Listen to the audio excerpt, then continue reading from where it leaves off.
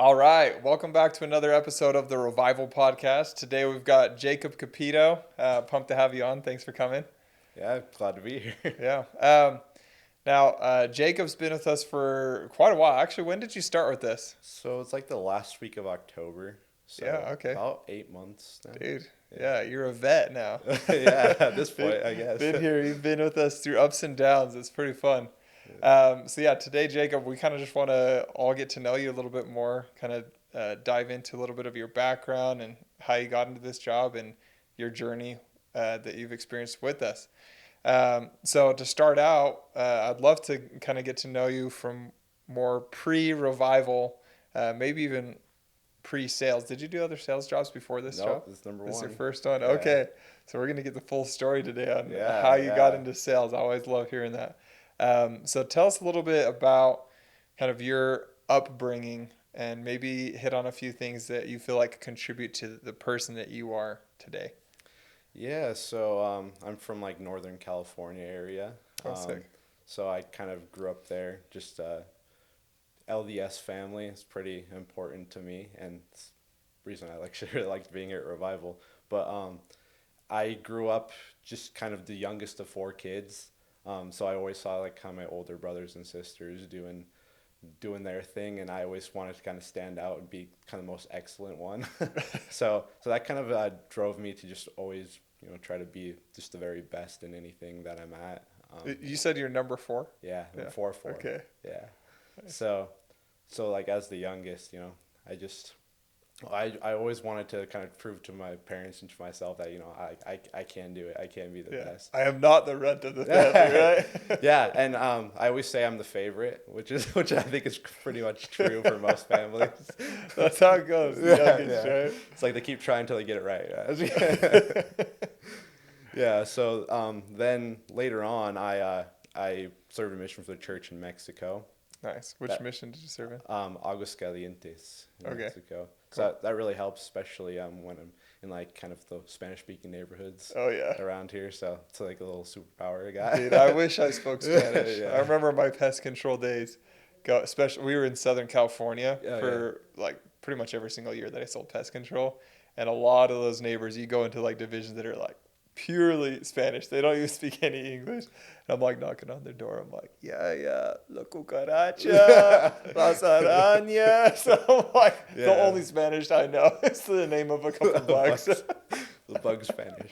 Oh yeah, it's really nice because I can just kind of it's kind of like a breath of fresh air. It's like I'm talking English the whole time. Then all of a sudden they're like, "Oh, I don't speak Spanish," and they expect me to go away. And then I'm like, "Well, I can speak Spanish." And I start speaking Spanish, and they're like, they just kind of get thrown off a Oh, little crap. bit. Yeah. that worked on the last guy, not on this one. Yeah. But then, so I guess when I got back from then, I went to BYU and I had studied mechanical engineering for 5 years. So I have a mechanical engineering degree. Really? So you completed the degree? Yeah, Dang, dude. all 5 years I was there. You know, I actually almost went into mechanical engineering. You know those tests that they make you take in like high school and junior high, of like what career path should you follow? Compatibility test. Yeah. Always mine landed on mechanical engineering, Dang. but Well, I ended up not going that route. yeah, obviously it That's a worked tough. out. That's a tough. That's a tough major. Yeah, so after that, I was just kind of, I always wanted to get a master's degree, but it just kind of wasn't in the cards at the time. I had actually signed on to be with a professor I'd been doing undergrad research Okay. with.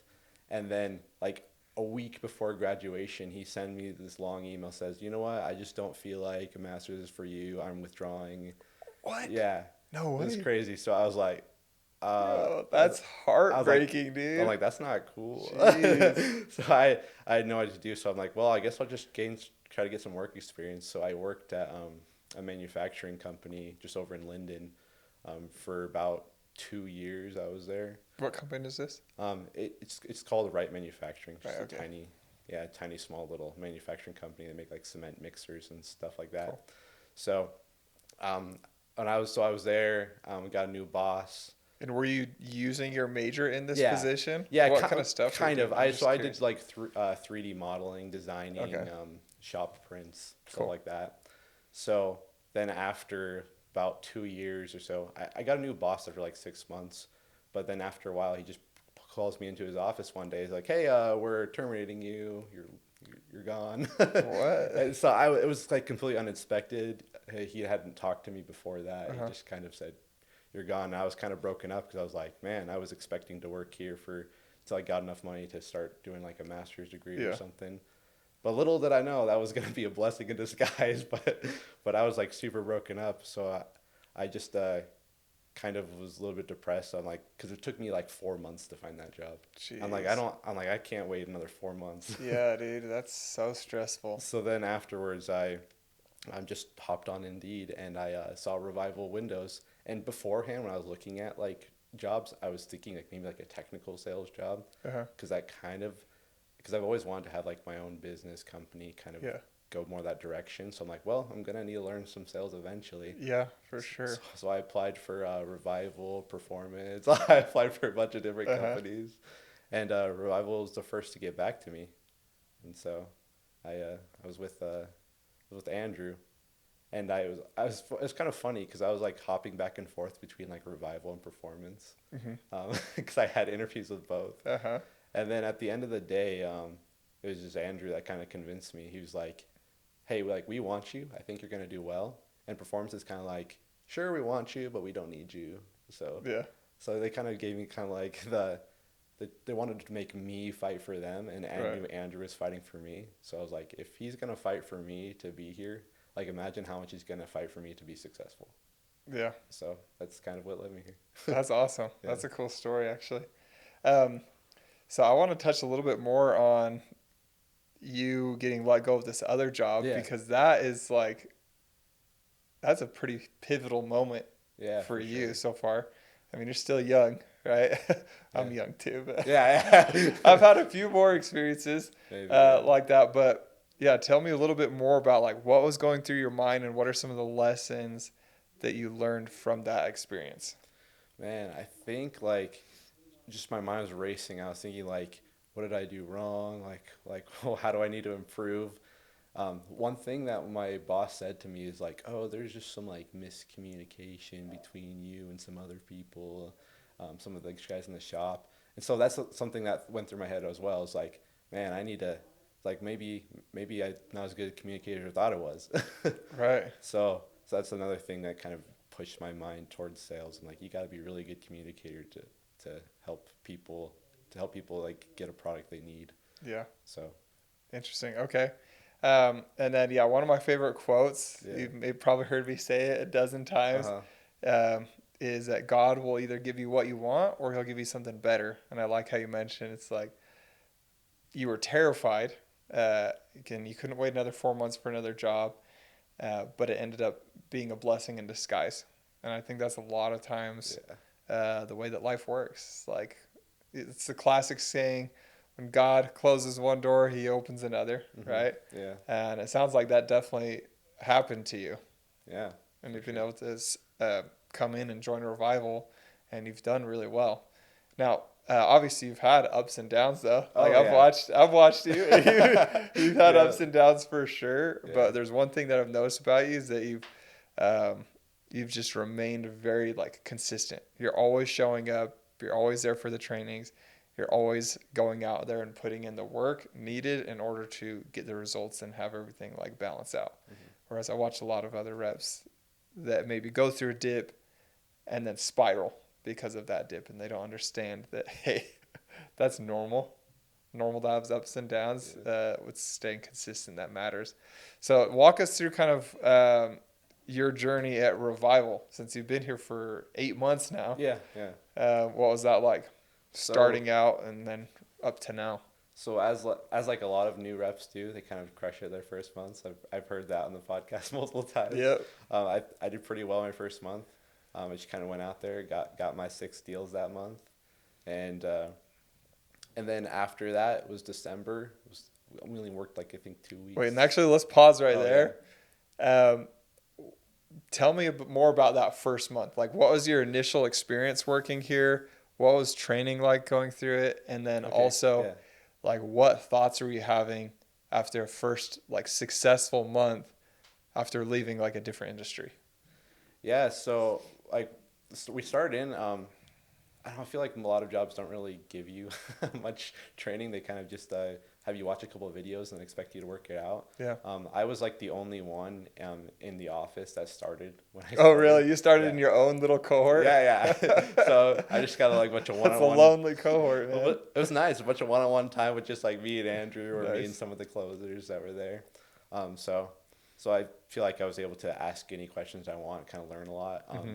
I feel like it was a little different for me because I'd already kind of had some job experience. I was probably a little older than a lot of the other reps there. So I just feel like I had a little bit more of that confidence to go out and do that. And I think that's really what helped me to be successful. Because like, we've talked about sometimes that we have like Mindset Mondays, talked about like having those like experiences in the cookie jar that you need. Yep. So you just pull out. Like, what, I've done super hard things. I've gotten my 5-year degree. I served a mission. I've gone through this. So anytime I was kind of thinking about it, I'm like, well, I know I can do it. I just need to keep going. Yeah. And so that's what really helped me, just kind of like in that first month. And then it just ended up working out for me. Like I just had 1 week where I just popped off. I got like 7 sets in a day, and Andrew was out there shadowing me that day and everything. So I was like, hey, he saw everything that was happening. So it was kind of cool in that moment, I guess. Yeah, I love the cookie jar analogy. I've Yeah. actually never heard it explained quite that way. But yeah, just having that repository of positive experiences or like big wins in your past that you can draw on when it gets hard. Yeah. Because everyone has positive wins that they can pull from. Mm-hmm. So that's cool. Now walk us through kind of what were you thinking when you got that first paycheck?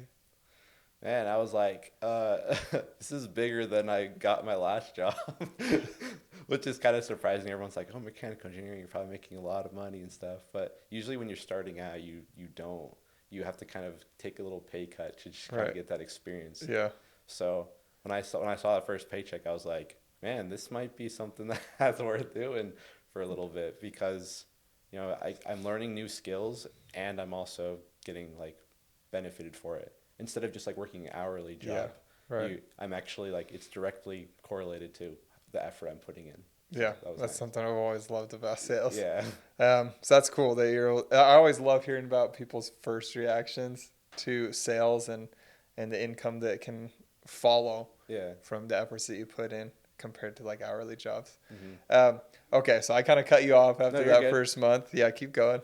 Yeah, after the first month was like December. So like, I think we only worked like 2 weeks. I set so many appointments that week, and all of them fell through. They're like, dude, that's rough. They're like, oh, we have a Christmas coming up, or we have a party, or we're going out of town. No, we can't. December can definitely be rough in that sense. But I think we only ended up working like 2 or 3 weeks that month because of like the holidays. Yeah. So I got one deal, which is enough to keep me through for just that little moment. And then January was like really good for me. I hit 7 deals in January, but by the end of the month, actually 5 of them ended up canceling. No way. Yeah. No way. Yeah, so that is so unlucky, actually. That's the biggest ratio. I've like talked to other people, and everyone's like, yeah, I've never heard it be that many. Yeah, me neither. Actually, that's like the worst I've ever heard. That's super unlucky. Yeah. It's like it all balances out except for that month. Yeah, it was like almost, I think it was like almost like, I think it was like way. $90K in revenue probably. Oh my gosh. Worth in cancels. That's nuts, dude. I'm so sorry that happened. That's terrible. And it wasn't like all at once. It was like a slow burn. It was like 1 week and then another week. Even up until like February, I was still getting cancels from January. So it's like, that's crazy. That's crazy. So that's definitely one of the moments where like I was getting a little depressed. It was like at the first cancel, I'm like, okay, I know that happens. It's fine. And then the next one, I'm like, okay, like 2, it's not horrible. I can recover. And then 3, and 4, then 5. So I was like super depressed, but I was like, I just need to keep going. I went and talked to Andrew a couple times. I talked to some of the other closers. I'm like, man, I just need to keep going. So I went on the Blitz in Arizona in February, and shout out to the people who were on that Blitz, because like it was like really rough because we were kind of I feel like the doors here in Utah were a little softer on us. Yeah. So when we went there, we just had to start pulling out every trick in the bag to try to get past their smoke screens. And they were just like saying no to us immediately. And then so that was what rough. I don't think I got any deals in Arizona, but then after that, I had like that whole month where just nothing, not a single thing in February. And Dude, that's crazy. So, and I think there's a definitely a correlation to from the cancels yeah, to really slow time in Phoenix and in February. I've yeah, seen that happen so many times when guys let those cancels get in their head because that's yeah, like a huge letdown. It's like I'd rather have not gotten those deals in the first place than to get them and have them cancel because then you just, yeah, it just hits so hard. yeah, So walk us through what your recovery was like because you're still here, yeah. and a lot of guys maybe would have gone through that and then like threw in the towel. Yeah, so well, kind of preface. I think in February I had some cancels from January, so I think I ended that month actually negative, which is which is kind of the first time that's ever happened to me in my life. so so over in February, I was definitely like kind of down on myself, but I was like I just need to go out and keep working. And so I just went out and I just kept going and going. I think subconsciously it was definitely in the back of my head, so that probably affected it. Oh yeah. But like in the front of my head, I was just like, I just need to keep going. So I just kept going, kept going. March, I got a few more deals. So I was like, it's just kind of like that one, after a really long dry spell, like a month, a month long dry spell. When you get that first deal, kind of gives you just a little bit of like encouragement. You're like, okay, I can go. So I got like a couple in March. Um, One really hard moment was actually in April. So in April, I actually got like really sick, but I didn't know what it was.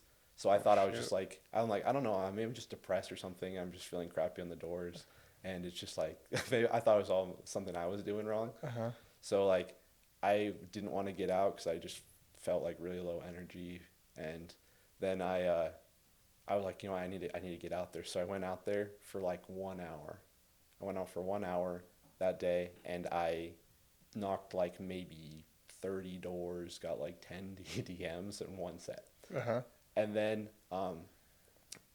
the next day that set I had actually closed for that month. Really, Yeah, dude. I was on there for one That was a hour. little blessing, right? Yeah, I did not want to be out that day. Like I was feeling so bad. I ended up actually taking like a couple weeks off after that because I was pretty sick, and I found out that it was me being sick, not just me being, a bum and Yeah. not going out and working. Uh huh.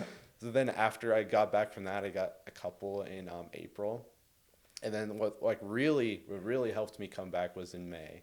So in May we had our monthly reset meeting, and in that meeting they were talking about kind of like the psychology of sales book, which I had actually started reading probably Uh-huh. like in April a little bit before.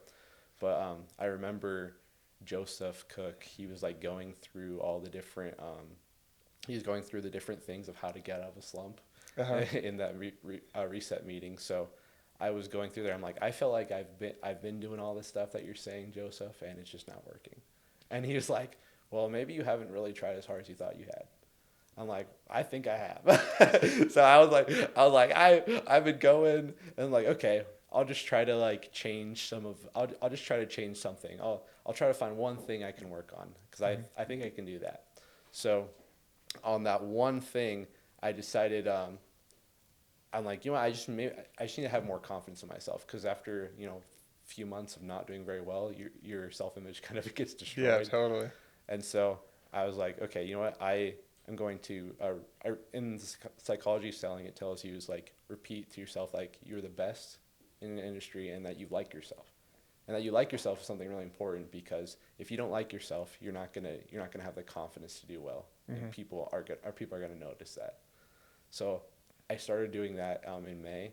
Like between doors, I would just like kind of go out of rhythm. I was like, I'm the best. I like myself. I'm the best. I like myself. And I kind of just do that in between doors sometimes. And then, man, one day this one street in Eagle Mountain in May, I was just going and I set like 3 or 4 doors on that one street, and like two of them closed for like a large amount. Dude, that's so sick. And then after that, it was just me just kind of keep going at that pace, like because I had gone through that large slump and I realized like I am better than I thought I was, um, and I just need to keep going and the results will happen. I remember like the first day of May, I went out for like a few hours, and I set this, like the last store I talked to, I ended up setting. It was like a little it looked like a little barn. It was like a little No house. way. Like there was no other house around it. I bet you nobody's knocked this door in their lives. So like those are always the best for me when I can tell that nobody's like knocked them because Yeah. they're just like so far away, Yeah. or if there's no other houses around them. And so I went and knocked him. He's like, "Yeah, we need it. Let's do it." And it closes for like 20K same day. Let's go. Like, and that was like the first one that kind of like pushed me to know that like they're out there. Yeah. You just need to keep going. Mm-hmm. So like no matter what, you just need to have the confidence to keep going, and then you will find people. Even like David Roberts, who's killing it recently, but he always just says, "I just look for the laydowns. I just look for the people that are already wanting it," and it works for him. Dude, yeah, that's awesome. I love a couple things in that story, honestly. It's like, number one, back when you're sick, just like pushing yourself to just get out there, even though it was like physically really hard for you to get out there, and you still made it happen, even though you couldn't put in the full effort, and you were rewarded for that effort, right? You got that sale, give you a little bit of hope, and then you come back in May, super strong, and it just takes a few closes or a few wins to flip it around. And that's like the best way to get out of a slump is to just go out and actually get a few closes under your belt. And they're like, oh, well, how do you get a few closes under your belt? And it's kind of this chicken or the egg, right? It's like, well, to get the few closes, you got to forget about the slump that you're in. And to get out of the slump you're in, you got to get a few closes. But yeah, it really does come down to just setting that stuff aside, trusting in the process. We say marry the process, divorce the outcome. That is what that is the true definition of it. It's like that's exactly what we're talking about. It's like, hey, set it aside. Don't worry about it. Zoom out. Let's look at the big picture. What's actually happened? What have I done in the past? What am I capable of? What is God capable of? Right? It's like, do you believe that He can come through for you? Do you believe that you've done this in the past? Like, look at your stats. Like, for sure you've got this in the bag. Like, go out, do the work. Don't worry about what happened last month. Don't worry about the cancels. That's out of your control. And let's just go out and do the work. Find the people that are ready for it, because there are always people ready for it. But it's just so hard to not let those like negative experiences impact you. There's a crazy stat. I think it's a 5-to-1 ratio or something. It's like one negative comment or just like negative stat is the equivalent to 5 positive. This is like the power. There's a book called The Power of Bad. So anyone out there listening, go read that book. It is actually a really, really impactful book. And it just talks about how impactful negative things are. And that's why it's so important to have this giant repository of positive things, because that one cancel is going to take 5 like good experiences to offset it. So 5 you take 5 cancels. That's going to take 25 like positive experiences or beliefs in yourself to offset those cancels, right? And that can be hard. That can be really hard, and it's going to take intention, and it's going to take work, and it's going to take some like dedication to actually make it happen. And so that's why your slump was so long, right? And so for anyone, I wish your slump could have been shorter than that, right? Well, I mean, it all averages out, right? Yeah. So now that I had like those like 3 or 4 months of not so great, I'm gonna have like those 3. I'm already on it. I'm already on month 2, and I've been doing pretty well. So yeah, we're on a good trajectory. So just remember the next time, because you'll go through slumps again, right? It always happens.